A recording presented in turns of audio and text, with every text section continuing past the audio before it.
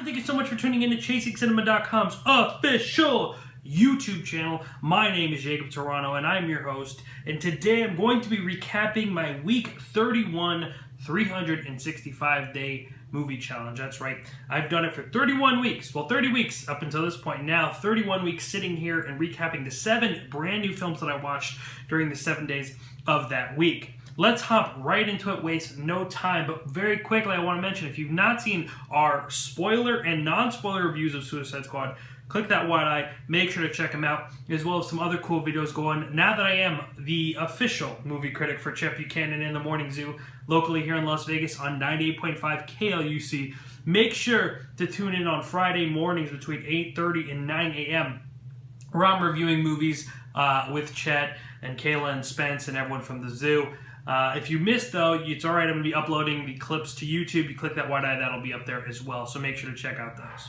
But alright, let's waste no time and hop right into this update. Day 211, I watched the upcoming film Suicide Squad. Now, I've talked about a lot of Suicide Squad.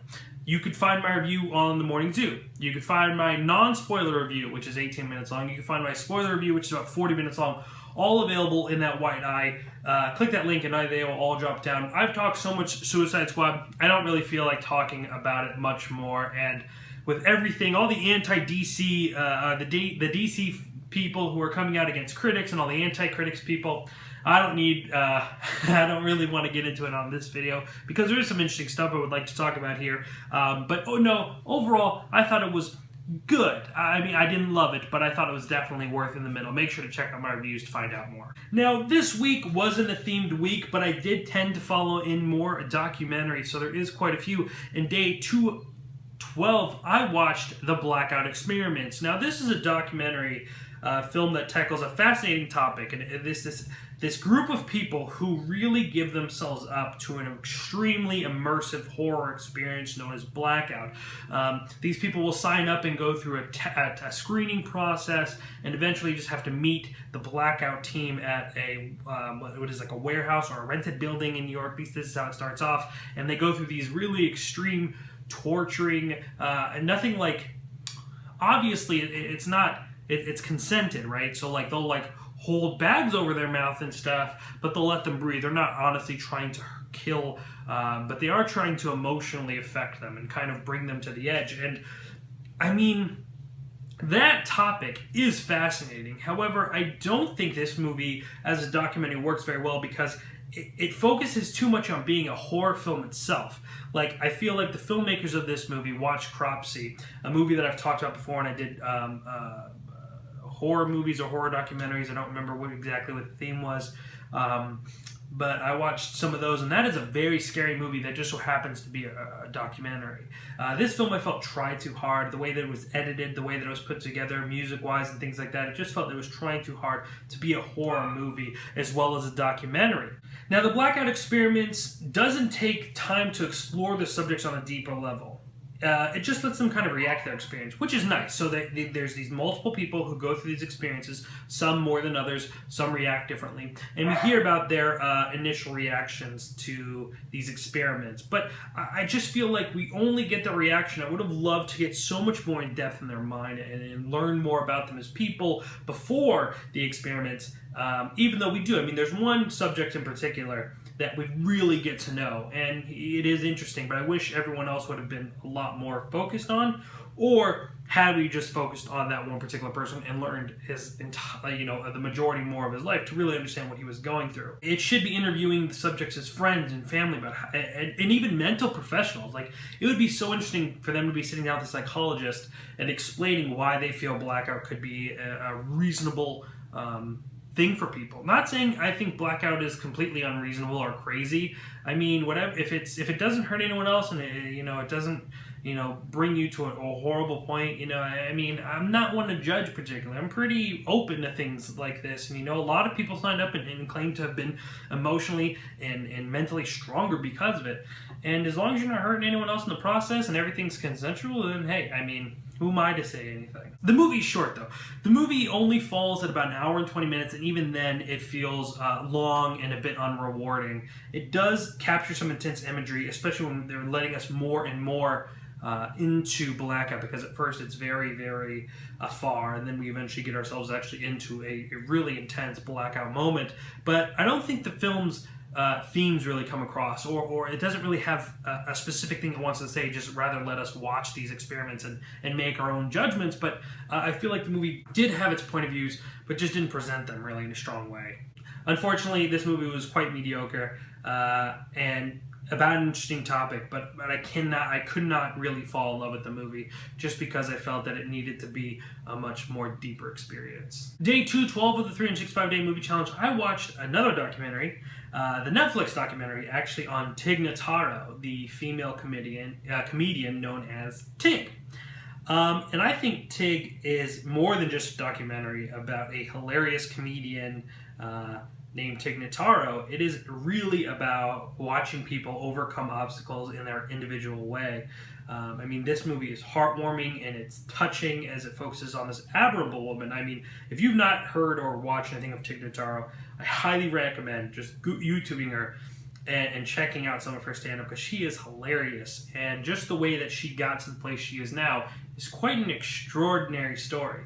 And, you know, because at first you're like, they just made a documentary about this, comedian. You know, why should I care about this woman's story? And obviously we've learned that through documentaries on people, that everyone really has an interesting story to tell. And hers is really quite fascinating. I mean, I was interested from start to finish. You really go on this journey to overcome these issues that she has been given with her. And I think that's pretty an extraordinary experience. Tig, as far as on a technical level, isn't anything spectacular, but its humility is what really, really wins you over. It's humanity. It's connecting you to another human being you're just watching going through an awful time. And we spend so much, it allows us to spend so much time with Tig, who just is, her emotions radiate off screen. I mean, you feel her when she's sad, when she's happy, when she's laughing, she's funny. It's so moving that you feel that you know Tig and that you're watching a friend go through this horrible type of ordeal. And there's a lot of comedy in it. There's a lot of sadness. But, you know, even as sad as it gets, I mean, Tig Notaro, just to give you a breakdown, I keep saying these overcome things. She was diagnosed with a disorder that I cannot remember, or a disease I actually don't know what it would be classified as. I cannot remember. I want to say it was a disease. Her mother passed away, and then she was diagnosed with cancer. And, you know, she just overcame all of this with comedy. And it's amazing. I mean, as much sadness as there is, and obviously if I just bullet point them, it's not effective. But when you watch her go through these experiences, it's extreme. But there is laughter, and laughter wins. And I think that's a great theme in itself. Day 213, I watched another documentary on Netflix. I watched Trick, the documentary, last year. I've seen The Hunting Ground. And I think there was another one that I watched about prostitution and sex workers and things like that. So now, like, Netflix is always recommending me these types of documentaries, and they're interesting. So I watched one that could have basically been. It was a Channel 4 documentary, but it was classified as this movie. It did have a little theatrical release. This is a movie that could have been on the news, like an Insider Edition segment or a 60-minute segment called Sec. But it was obviously too. Well, I don't know how it works in the UK, but I mean there's a lot of nudity in it, and there's like a lot of intense moments. So I don't know if it would work on TV here. Anyway, it's called Sex, My British Job, from Nick Broomfield. And it is an intriguing and revealing look into brothels and prostitution in the London area. And, you know, I obviously don't know much about, you know, how things work or why they are, but according to, you know, this documentarian, we're talking about how a lot of Asian immigrants come into London illegally, and in order to pay back the resources in order to get them into London or to send money back to their family, they end up getting into sex work because they don't have papers. And it's fascinating because it lets us, I mean, this is about a woman. I should have explained what it's about.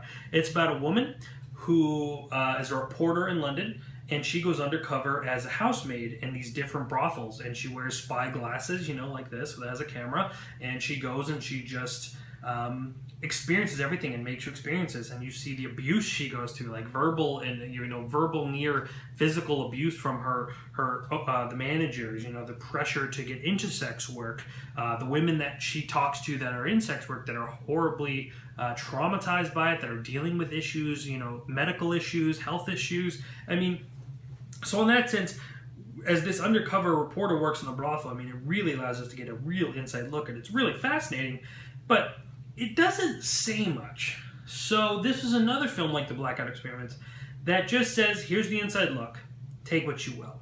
Now, obviously, this movie has a moral stance, and at the end of the film, I won't spoil it, I guess, actually, but obviously she's a reporter, so she doesn't stay working in the brothels. But you're expecting this movie to kind of say something or present a solution of theirs or whatever they were thinking would be an interesting way to kind of sum up their thoughts, and you really don't. You just kind of experience this in her, what this does to her, and what experiences when she's out. And even though it does have a great effect on her, and to the point where she wants to kill herself, she says.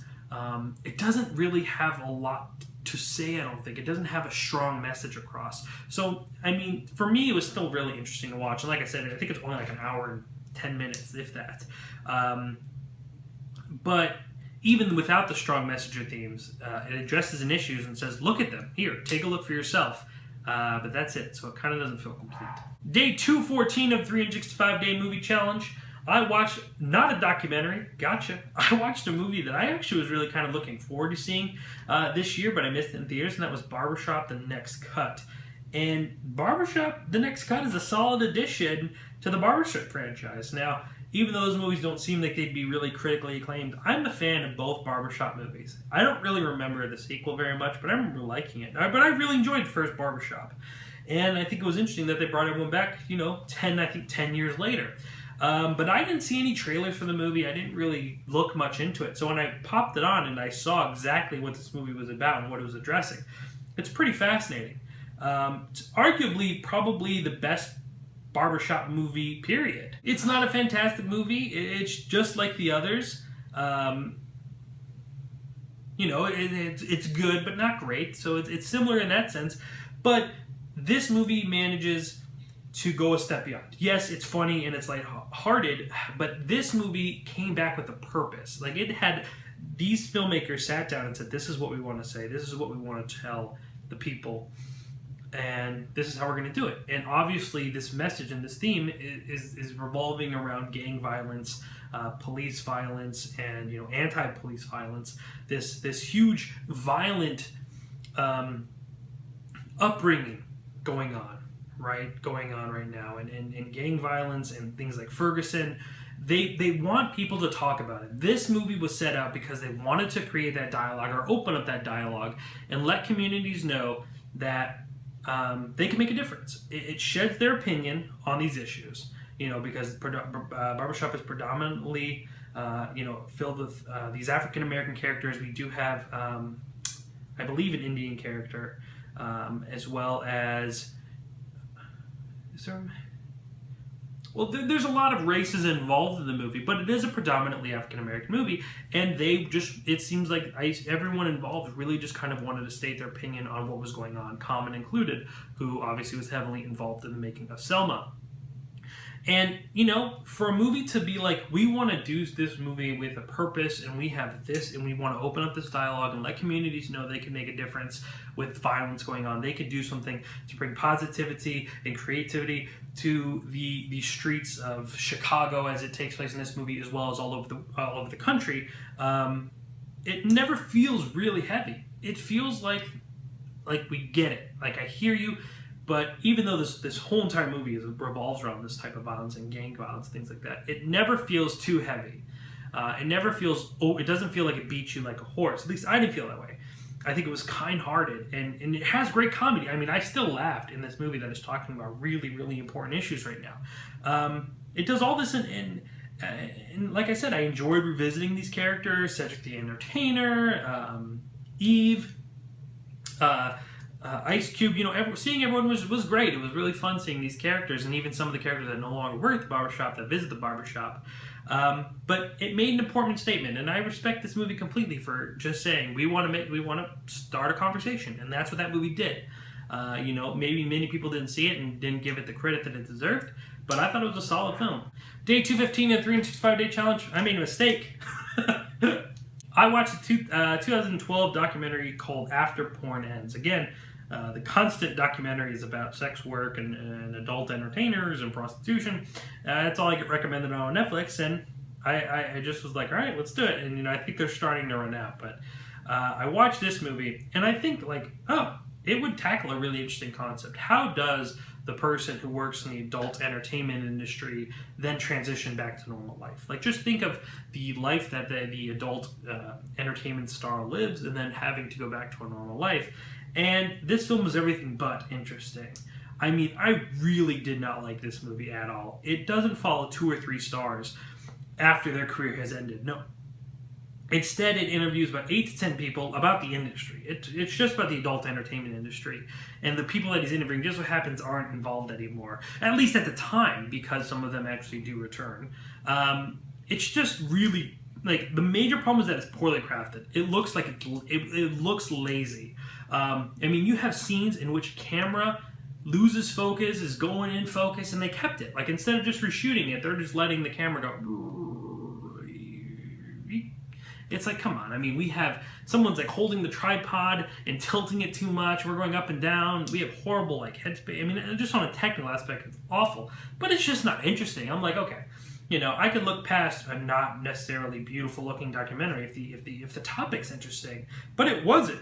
It should be about stars transitioning into normal life, but it's the opposite of that. It's just it feels like these filmmakers are like, hey man, we should interview these people. And they named the people that just they remember from their childhood, well, not childhood, but their teenage years, looking at tapes and looking at magazines and stuff and all this stuff, and they just wanted to interview them because they go on such a broad topic that maybe 2/3 of it is about them leaving the porn industry, right? Like, we're learning about how they got into porn, their porn career, and I get it, you want to give some background, but when there's 8 to 10 people, you don't get to the After Porn Ends until there's 20 minutes left of the movie, and then it's just yeah, I'm out, maybe I'll go back in. It's what the hell? I would have much rather followed 2 or 3 people who are struggling or going through or coping however way they will. Some cope really well getting out, some people didn't. Like I said, some people even have to go back after the documentary's finished. As they tell you in the end little segment, but it doesn't really explore that. So you don't feel like you watched a movie about what happens after porn ends. It just feels like it is a movie that you watched a bunch of porn stars interview that just so happened to be not in the industry at the moment. It's just, it was just really boring, and it doesn't have anything to say as well as some of the other documentaries I watched, but at least the other ones are entertaining. Now, the last movie of the week was easily my favorite movie that I watched this week, hands down, and that was another documentary on Netflix that has nothing to do with sex work, but actually has to do about a tragic hate crime, and it's called Matt Shepard is a Friend of Mine. And if you've not seen Matt Shepard is a Friend of Mine, that's going to be my pick of the week. I highly recommend checking it out. It is on Netflix. It is an incredible movie. Matt Shepard is a Friend of Mine is one of the most moving documentaries I've seen in recent memory. That movie really struck a chord with me. And it's beautiful, but completely heartbreaking. Matt Shepard was a young man who, young gay man, who was murdered and brutally beaten in Wyoming because he was gay. And 2 guys let him out of the bar after he's this kid has an extraordinary story. But once he moves back to his home city of Lorraine, I can't remember the name off the top of my head, but he moves back, going to the University of Wyoming, has finally come out and is becoming comfortable with himself, and he's picked up by 2 people in the bar who wants to rob him. And instead of they lead him, they take him out of the bar, and instead of just taking his money and letting that be the end of it, they decided to take him to the outskirts, tie him to a fence, and beat the hell out of him. I think 15 times with the butt of a gun in the face and the head, and he died. And this sparked a huge controversy with hate crimes. this movie really manages to capture who this young man was. This movie is one that is so... You meet this character that you feel like you get to know, that you feel like was a friend of yours. And I mean, on a much more personal level than, like I referenced Tig earlier. I mean, it felt like Matt was a friend of ours. And therefore, it makes us even more hurt by this despicable crime that happens. And it hits you closer to home. You know, when you say things like, a young gay man was murdered, beaten to death in Wyoming. It's awful. It's horrible. You're disgusted by it. But watching this documentary and in watching these things, you get to know them on a more personal basis, and it just kind of lights that fire even, you know, it's just gas on the fire, right? Like, it even makes it more passionate about it. And I think that's what Matt Shepard, as a friend of mine, is trying to do. It wants to be passionate and in no way tolerate hate in any way, shape, or form. Granted, I'm not saying because you're not super passionate about it, you tolerate hate, but you know, it's just saying, guys, this is a reality and we need to deal with it. It doesn't really focus on the event, which is quite incredible. Like, if you didn't know about Matt Shepard's event, I didn't either going into the story and going into the movie. And if you don't know, it's not a documentary around the case. It talks about Matt's like life and the people that, I mean, it interviews his friends, his teachers, and the people who he really affected. I mean, it's really Matt Shepard's legacy. And then in the later part of the film, we know about this case. And then immediately we learn about all the good that has come from it. And that might sound like odd wording, but I mean, his parents started a foundation. Like I said, it sparked rage about getting hate crime laws in legislature. I mean, it really, really did amazing things for other people and would help prevent things like this happening again. But I think the movie beautifully, you know, interviews these people, lets you into his personal life. You read his diary, you're talking to his teachers and his confidants, his parents, and then you get to see his experience and what he went through, and then you get to see that this young man who wanted to make a difference unfortunately had to make that difference after being brutally murdered. It's emotionally powerful. It's crafted with heart and incredibly serious themes, and it's a movie that I think everyone should see. It really focuses light on hate crimes and just what hate can do. And the movie is extraordinarily beautiful and touching. It was made by a friend of his. It wasn't just some random documentary, you know. It was a friend, you know, obviously Matt Shepard is a friend of mine. And after the movie, you feel like he was a friend of yours. And that's pretty powerful. All right, that's going to wrap it up for my Week 31 365-Day Movie Challenge. Again, make sure to tune in, all my Vegas locals, or even if you're not Vegas locals, 98.5 KLUC, Chet Buchanan in the Morning Zoo at 8:30 to 9 a.m. in the morning on 98.5 KLUC. If you're not local and you're a fan, make sure to download radio.com app on iPhone. I don't know if, I'm assuming it's going to be the same thing on Android devices. Type in Las Vegas and you should see 98.5 come up. Fridays from 8:30 to 9 a.m. I'm usually on there. I'm not on there for that entire 30 minutes, but somewhere in that chunk of time. I'll be reviewing Sausage Party and Peach Dragon this week, so make sure to tune into that. Make sure to go check out my reviews of Suicide Squad and all the other fun stuff I posted there. And of course, follow me on Twitter at Jacob Tiranno to see my tweets of movies I see every single day. No theme in this upcoming week, but the following week I do have a really, really fun and exciting theme that I can't wait to share with you guys. So please make sure to tune in. Ladies and gentlemen, my name is Jacob Tiranno, and please continue chasing cinema.